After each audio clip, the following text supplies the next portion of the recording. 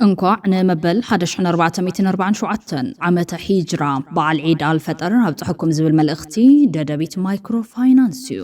ንመላእ እምነት እስልምና ሰዓብቲ ን1447 በዓል ዒድ አልፈጥር እንኳዕ ብሰላም ኣብፅሕኩም።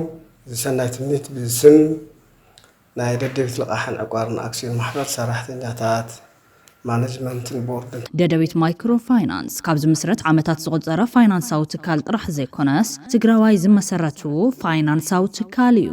ደደቢት ማይክሮ ፋይናንስ ሕዚ ድማ ሕግታት ሸሪዓ መሰረት ዝገበሩ ፍሉያት ጨንፈራት ብምኽፋት ግልጋሎት እናሃበ ይርከብ።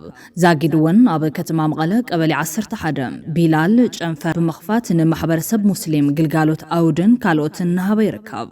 ብቐንዱ ድማ ንሰራሕተኛታት መንግስቲ ንመናእሰይን ንንግድን ውዳበ ኣብ ዝተፈላለዩ ስራሕቲ ክዋፈሩ ንዝደልዩ ቅልጡፍ ግልጋሎት ኣውድ ብምምችቻው ዛጊድ ብርክት ዝበሉ ዓማዊል ተረባሕቲ ኮይኖም እዮም። ትካልና ንማሕበረሰብ ሙስሊም ፍልይ ብዝበለ በቲ እምነት ዝፈቅዶ ግልጋሎት እንዳሃበት ትርከብ።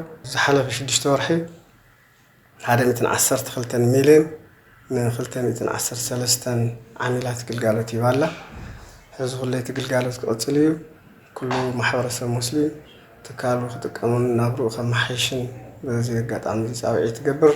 ርሑስ በዓል ዒድ አልፈጥር በዚ ከይተዓገተ ጨንፈራት ብምስፋሕ ድማ ኣብ ከተማ ሽረ ጨንፈር ሃምዛ ኣብ ከተማታት መኾነን ዓብይ ዓድን ድማ ጨንፈራት ኣናን ነጂሓን ብምኽፋት ካብ ወለድ ነፃ ዝኾኑ ግልጋሎታት ብቕልጣፈ እናሃበ ይርከብ።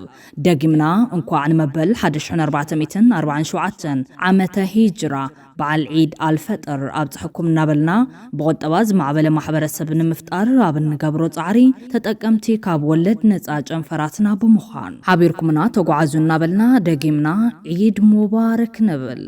ደደቢት ሰረት ብሩህ መጻኢ